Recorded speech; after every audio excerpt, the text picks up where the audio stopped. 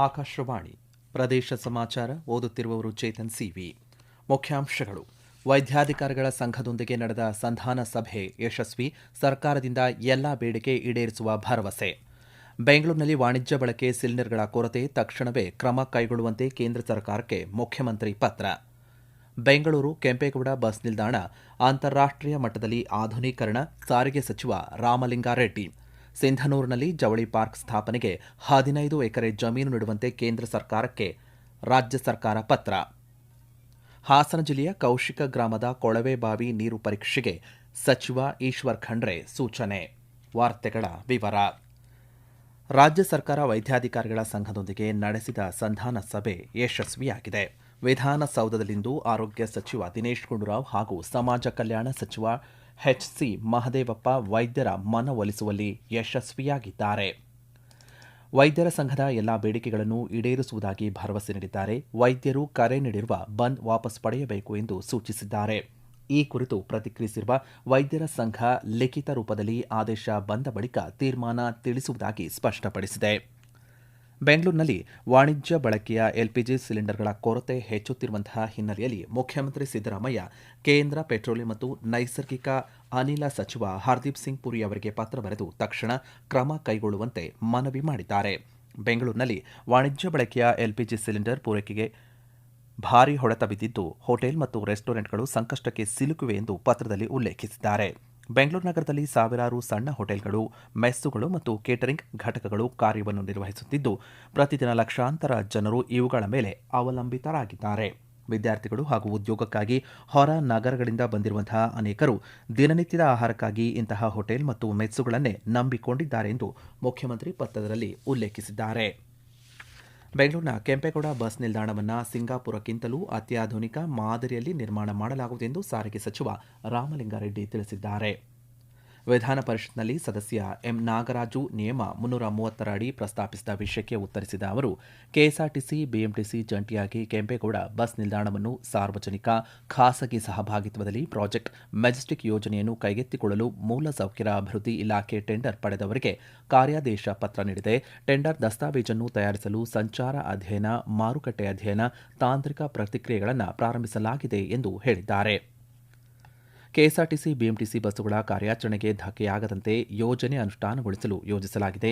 KSRTC ಮತ್ತು ಬಿಎಂಟಿಸಿಯ ಟಿಟಿಎಂಸಿಗಳನ್ನು ಕಾರ್ಯಾಚರಣೆಗೆ ಬಳಸಿಕೊಂಡು ಪ್ರಯಾಣಿಕರಿಗೆ ತೊಂದರೆ ಆಗದಂತೆ ಕುಡಿಯುವ ನೀರು, ಶೌಚಾಲಯ, ಆಸನ, ಮಹಿಳಾ ವಿಶ್ರಾಂತಿ ಕೊಠಡಿಗಳನ್ನು ತಾತ್ಕಾಲಿಕವಾಗಿ ಕಲ್ಪಿಸಿ ಯೋಜನೆ ಅನುಷ್ಠಾನಗೊಳಿಸಲು ತೀರ್ಮಾನಿಸಲಾಗಿದೆ ಎಂದು ಮಾಹಿತಿ ನೀಡಿದ್ದಾರೆ.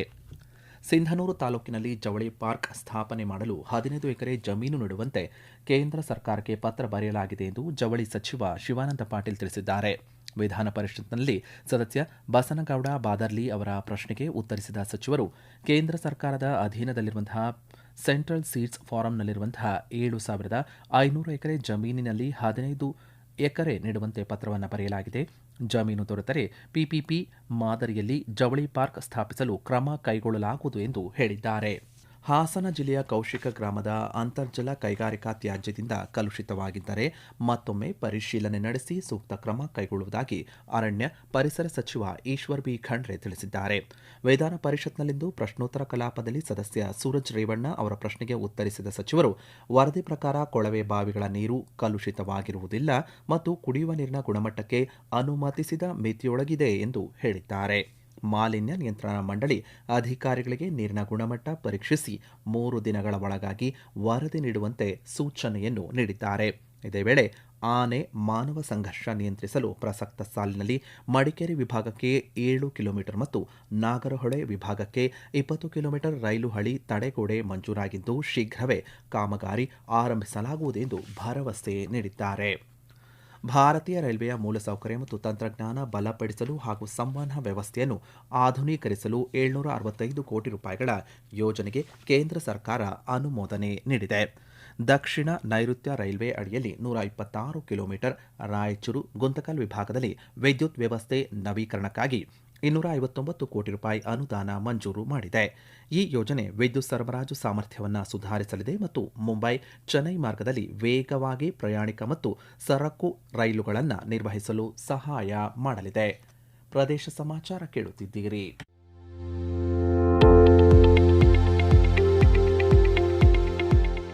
ನಮ್ಮ ಎಲ್ಲ ರಾಷ್ಟ್ರೀಯ ವಾರ್ತೆಗಳು ಹಾಗೂ ಪ್ರದೇಶ ಸಮಾಚಾರ ಈಗ ಆಕಾಶವಾಣಿ ನ್ಯೂಸ್ ಕನ್ನಡ ಯೂಟ್ಯೂಬ್ ಚಾನೆಲ್ನಲ್ಲಿ ಲಭ್ಯ.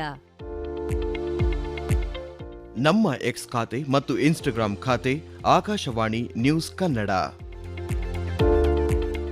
ಹೆಚ್ಚಿನ ಮಾಹಿತಿಗಾಗಿ ನಮ್ಮ ಫೇಸ್ಬುಕ್ ಖಾತೆ ಆಕಾಶವಾಣಿ ವಾರ್ತೆ ಕನ್ನಡವನ್ನು ಅನುಸರಿಸಿ. ಮಾಹಿತಿಗಳ ಹೂರಣ, ವಾರದ ಕಾರ್ಯಕ್ರಮ, ಪ್ರಚಲಿತ ವಿದ್ಯಮಾನ ಪ್ರತಿ ಬುಧವಾರ ರಾತ್ರಿ 9:15 ಉಪಮುಖ್ಯಮಂತ್ರಿ ಡಿಕೆ ಶಿವಕುಮಾರ್ ಕೆಪಿಸಿಸಿ ಅಧ್ಯಕ್ಷರಾಗಿ 6 ವರ್ಷಗಳನ್ನು ಪೂರೈಸಿರುವುದಕ್ಕೆ ಮುಖ್ಯಮಂತ್ರಿ ಸಿದ್ದರಾಮಯ್ಯ ಅಭಿನಂದಿಸಿದ್ದಾರೆ. ಡಿಕೆ ಶಿವಕುಮಾರ್ ಅವರ ಸಂಘಟನಾ ಸಾಮರ್ಥ್ಯ ಮತ್ತು ಪಕ್ಷದ ಬದ್ಧತೆಯನ್ನು ಸಾಮಾಜಿಕ ಜಾಲತಾಣ ಎಕ್ಸ್ನಲ್ಲಿ ಶ್ಲಾಘಿಸಿದ್ದಾರೆ. ಅವರ ನಾಯಕತ್ವ ಲಕ್ಷಾಂತರ ಕಾಂಗ್ರೆಸ್ ಕಾರ್ಯಕರ್ತರಿಗೆ ಸ್ಫೂರ್ತಿದಾಯಕವಾಗಿದೆ ಎಂದು ಹೇಳಿದ್ದಾರೆ. 2028ರಲ್ಲಿ ಕಾಂಗ್ರೆಸ್ ಪಕ್ಷ ಮತ್ತೆ ಅಧಿಕಾರಕ್ಕೆ ಬರಲಿದೆ. ಪಕ್ಷವನ್ನು ಅಧಿಕಾರಕ್ಕೆ ತರಲು ಅವರ ಪಕ್ಷದ ಸಂಘಟನಾ ಕೆಲಸ ಮತ್ತು ಹೋರಾಟಗಳಲ್ಲಿ ತಾವು ಭಾಗಿಯಾಗುವುದಾಗಿ ತಿಳಿಸಿದ್ದಾರೆ. ಮಧ್ಯಪ್ರಾಚ್ಯದಲ್ಲಿ ನಡೆಯುತ್ತಿರುವಂತಹ ಯುದ್ಧದ ಪರಿಣಾಮ ವಾಣಿಜ್ಯ ಬಳಕೆಯ ಸಿಲಿಂಡರ್ ಪೂರೈಕೆಯಲ್ಲಿ ವ್ಯತ್ಯಯ ಉಂಟಾಗಿದ್ದು, ಇದನ್ನು ಸರಿಪಡಿಸುವಂತೆ ಚಾಮರಾಜನಗರ ಜಿಲ್ಲಾ ಹೋಟೆಲ್ ಮಾಲೀಕರ ಸಂಘ ಜಿಲ್ಲಾಧಿಕಾರಿಗಳಿಗೆ ಮನವಿ ಸಲ್ಲಿಸಿದೆ. ಜಿಲ್ಲಾಧಿಕಾರಿ ಶ್ರೀರೂಪಾ ಅವರನ್ನು ಭೇಟಿಯಾದಂತಹ ಸಂಘದ ಪದಾಧಿಕಾರಿಗಳು ವಾಣಿಜ್ಯ ಬಳಕೆ ಗ್ಯಾಸ್ ಸರಬರಾಜಿನಲ್ಲಿ ಆಗುತ್ತಿರುವಂತಹ ತೊಂದರೆ ಸರಿಪಡಿಸಿ ಹೋಟೆಲ್ ಉದ್ಯಮ ನಡೆಸಲು ಅವಕಾಶ ಕಲ್ಪಿಸಿಕೊಡಬೇಕು ಎಂದು ಮನವಿ ಸಲ್ಲಿಸಿತು. ಮನವಿ ಸ್ವೀಕರಿಸಿ ಮಾತನಾಡಿದಂತಹ ಜಿಲ್ಲಾಧಿಕಾರಿ, ಸರ್ಕಾರಕ್ಕೆ ನಿಮ್ಮ ಮನವಿ ರವಾನಿಸಿ ಸಮಸ್ಯೆ ಸರಿಪಡಿಸಲು ಕ್ರಮ ವಹಿಸುವುದಾಗಿ ಭರವಸೆ ನೀಡಿದ್ದಾರೆ. ಜಿಬಿಎ ವ್ಯಾಪ್ತಿಯಲ್ಲಿ ಉತ್ಪತ್ತಿಯಾಗುವಂತಹ ಕಡಿಮೆ ಮೌಲ್ಯಯುತ ಪ್ಲಾಸ್ಟಿಕ್ ಅನ್ನು ರಸ್ತೆ ಡಾಂಬರೀಕರಣಕ್ಕೆ ಬಳಸಿಕೊಳ್ಳಲು ಕ್ರಮ ಕೈಗೊಳ್ಳುವಂತೆ ಜಿಬಿಎ ಮುಖ್ಯ ಆಯುಕ್ತ ಮಹೇಶ್ವರ್ ರಾವ್ ಅಧಿಕಾರಿಗಳಿಗೆ ಸೂಚನೆ ನೀಡಿದ್ದಾರೆ. ಸ್ವಚ್ಛ ಸರ್ವೇಕ್ಷಣಾ 2025-26ರ ಅಂಗವಾಗಿ ಬೆಂಗಳೂರು ದಕ್ಷಿಣ ನಗರ ಪಾಲಿಕೆಯ ಅಂಜನಾಪುರ ವಾರ್ಡ್ ವ್ಯಾಪ್ತಿಯ ಪೌರ ಕಾರ್ಮಿಕರ ಮಸ್ಟರಿಂಗ್ ಕೇಂದ್ರಕ್ಕೆ ಭೇಟಿ ನೀಡಿದ ಅವರು, ಮೂಲದಲ್ಲಿಯೇ ತ್ಯಾಜ್ಯವನ್ನು ವಿಂಗಡಿಸಿ ನೀಡುವ ಮೂಲಕ ಕಡಿಮೆ ಮೌಲ್ಯಯುತ ಪ್ಲಾಸ್ಟಿಕ್ ಉತ್ಪತ್ತಿ ಪ್ರಮಾಣವನ್ನು ಹೆಚ್ಚಿಸಬೇಕು. ಇದನ್ನು ರಸ್ತೆ ಡಾಂಬರೀಕರಣ ಕಾರ್ಯಗಳಲ್ಲಿ ಬಳಸಿಕೊಳ್ಳಲು ಮುಂದಾಗಬೇಕೆಂದು ಅಧಿಕಾರಿಗಳಿಗೆ ಸೂಚನೆ ನೀಡಿದ್ದಾರೆ.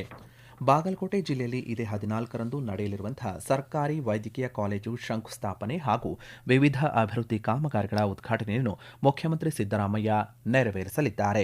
ಈ ಹಿನ್ನೆಲೆಯಲ್ಲಿ ಕಾರ್ಯಕ್ರಮ ಯಶಸ್ಸಿಗೆ ಅಗತ್ಯ ಸಿದ್ಧತೆಗಳನ್ನು ಕೈಗೊಳ್ಳುವಂತೆ ಅಬಕಾರಿ ಹಾಗೂ ಜಿಲ್ಲಾ ಉಸ್ತುವಾರಿ ಸಚಿವ ಆರ್ಬಿ ತಿಮ್ಮಾಪುರ ಅಧಿಕಾರಿಗಳಿಗೆ ಸೂಚಿಸಿದ್ದಾರೆ. ಕಾರ್ಯಕ್ರಮದಲ್ಲಿ ವಿವಿಧ ಇಲಾಖೆಯ ಯೋಜನೆಯ ಫಲಾನುಭವಿಗಳಿಗೆ ಸಾಂಕೇತಿಕವಾಗಿ ಸೌಲಭ್ಯಗಳನ್ನು ವಿತರಣೆ ಮಾಡಲಾಗುತ್ತಿದೆ ಎಂದು ಹೇಳಿದ್ದಾರೆ.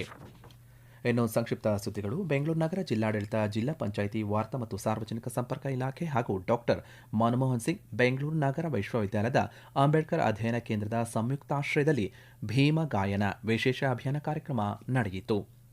ಪ್ರವಾಸಿ ಮಾರ್ಗದರ್ಶಿಗಳು ಕೇವಲ ಮಾಹಿತಿ ನೀಡುವವರಲ್ಲ, ಅವರು ನಮ್ಮ ಜಿಲ್ಲೆಯ ಶ್ರೀಮಂತ ಸಂಸ್ಕೃತಿ ಮತ್ತು ಪರಂಪರೆಯನ್ನು ಜಗತ್ತಿಗೆ ಪರಿಚಯಿಸುವ ರಾಯಭಾರಿಗಳು ಎಂದು ವಿಜಯನಗರ ಜಿಲ್ಲಾಧಿಕಾರಿ ಕವಿತಾ ಎಸ್ ಮನಿಕೇರಿ ತಿಳಿಸಿದ್ದಾರೆ. ಮುಖ್ಯಮಂತ್ರಿಗಳ ಗ್ರಾಮೀಣ ಆಶ್ರಯ ನಿವೇಶನ ಯೋಜನೆಯಡಿ ಚಿಕ್ಕಬಳ್ಳಾಪುರ ಜಿಲ್ಲೆಯಲ್ಲಿ ವಸತಿ ರಹಿತರಿಗೆ ಮೊದಲು ನಿವೇಶನ ನೀಡಿ ಬಳಿಕ ಅವರಿಗೆ ಸರ್ಕಾರದ ವತಿಯಿಂದಲೇ ಮನೆಗಳನ್ನು ನಿರ್ಮಿಸಿಕೊಡಲು ಜಿಲ್ಲಾಡಳಿತ ಅಗತ್ಯ ಕ್ರಮ ಕೈಗೊಳ್ಳುತ್ತಿದೆ ಎಂದು ಜಿಲ್ಲಾಧಿಕಾರಿ ಜಿ ಪ್ರಭು ತಿಳಿಸಿದ್ದಾರೆ. ಪರಿಶಿಷ್ಟ ಜಾತಿ ಮತ್ತು ಪರಿಶಿಷ್ಟ ವರ್ಗದ ಜನರ ಯಶಸ್ಸಿಗಾಗಿ ಗಣನೀಯ ಸೇವೆ ಸಲ್ಲಿಸಿದಂತಹ ಅರ್ಹ ವ್ಯಕ್ತಿಗಳನ್ನು ಗುರುತಿಸಿ ಹಸಿರು ಕ್ರಾಂತಿಯ ಹರಿಕಾರ ಡಾಕ್ಟರ್ ಬಾಬು ಜಗಜೀವನ ರಾಮ್ ಮತ್ತು ಸಂವಿಧಾನ ಶಿಲ್ಪಿ ಡಾಕ್ಟರ್ ಬಿಆರ್ ಅಂಬೇಡ್ಕರ್ ಅವರ ಹೆಸರಿನಲ್ಲಿ ಪ್ರಶಸ್ತಿಗಳನ್ನು ನೀಡಿ ಗೌರವಿಸಲು ಗದಗ ಜಿಲ್ಲೆಯಲ್ಲಿ ಅರ್ಜಿಗಳನ್ನು ಆಹ್ವಾನಿಸಲಾಗಿದೆ. ಅಂತಾರಾಷ್ಟ್ರೀಯ ಮಹಿಳಾ ದಿನಾಚರಣೆ ಅಂಗವಾಗಿ ಸಂಜೀವಿನಿ NRLM ಯೋಜನೆಯಡಿ ನಾಳೆ ಬೆಂಗಳೂರು ಗ್ರಾಮಾಂತರ ಜಿಲ್ಲಾಡಳಿತ ಭವನದಲ್ಲಿ ಜಿಲ್ಲಾ ಮಟ್ಟದ ಮಾರಾಟ ಮೇಳ ಆಯೋಜನೆ ಮಾಡಲಾಗಿದೆ. 2027ರ ಜನಗಣತಿಗೆ ಬೆಂಗಳೂರು ಗ್ರಾಮಾಂತರ ಜಿಲ್ಲಾಡಳಿತದಿಂದ ಸಕಲ ಸಿದ್ಧತೆಗೆ ಕೈಗೊಳ್ಳಲಾಗಿದ್ದು, 3 ದಿನಗಳ ಕಾಲ ನಿಯೋಜಿತ ಅಧಿಕಾರಿಗಳಿಗೆ ಹಾಗೂ ಗುತ್ತಿಗೆದಾರರಿಗೆ ತರಬೇತಿ ನೀಡಲಾಗುತ್ತಿದೆ ಎಂದು ಜಿಲ್ಲಾಧಿಕಾರಿ ಡಾಕ್ಟರ್ ಕೆಎನ್ ಅನುರಾಧ ತಿಳಿಸಿದ್ದಾರೆ. ಕೊನೆಯಲ್ಲಿ ಮತ್ತೊಮ್ಮೆ ಮುಖ್ಯಾಂಶಗಳು. ವೈದ್ಯಾಧಿಕಾರಿಗಳ ಸಂಘದೊಂದಿಗೆ ನಡೆದ ಸಂಧಾನ ಸಭೆ ಯಶಸ್ವಿ, ಸರ್ಕಾರದಿಂದ ಎಲ್ಲಾ ಬೇಡಿಕೆ ಈಡೇರಿಸುವ ಭರವಸೆ. ಬೆಂಗಳೂರಿನಲ್ಲಿ ವಾಣಿಜ್ಯ ಬಳಕೆ ಸಿಲಿಂಡರ್ಗಳ ಕೊರತೆ, ತಕ್ಷಣವೇ ಕ್ರಮ ಕೈಗೊಳ್ಳುವಂತೆ ಕೇಂದ್ರ ಸರ್ಕಾರಕ್ಕೆ ಮುಖ್ಯಮಂತ್ರಿ ಪತ್ರ. ಬೆಂಗಳೂರು ಕೆಂಪೇಗೌಡ ಬಸ್ ನಿಲ್ದಾಣ ಅಂತಾರಾಷ್ಟ್ರೀಯ ಮಟ್ಟದಲ್ಲಿ ಆಧುನೀಕರಣ, ಸಾರಿಗೆ ಸಚಿವ ರಾಮಲಿಂಗಾರೆಡ್ಡಿ. ಸಿಂಧನೂರಿನಲ್ಲಿ ಜವಳಿ ಪಾರ್ಕ್ ಸ್ಥಾಪನೆಗೆ 15 ಎಕರೆ ಜಮೀನು ನೀಡುವಂತೆ ಕೇಂದ್ರಕ್ಕೆ ರಾಜ್ಯ ಸರ್ಕಾರ ಪತ್ರ. ಹಾಸನ ಜಿಲ್ಲೆಯ ಕೌಶಿಕ ಗ್ರಾಮದ ಕೊಳವೆ ಬಾವಿ ನೀರು ಪರೀಕ್ಷೆಗೆ ಸಚಿವ ಈಶ್ವರ್ ಖಂಡ್ರೆ ಸೂಚನೆ. ಇಲ್ಲಿಗೆ ಪ್ರದೇಶ ಸಮಾಚಾರ ಮುಕ್ತಾಯವಾಯಿತು. ನಮ್ಮ ಮುಂದಿನ ವಾರ್ತಾ ಪ್ರಸಾರ 7:35 ನಿಮಿಷಕ್ಕೆ.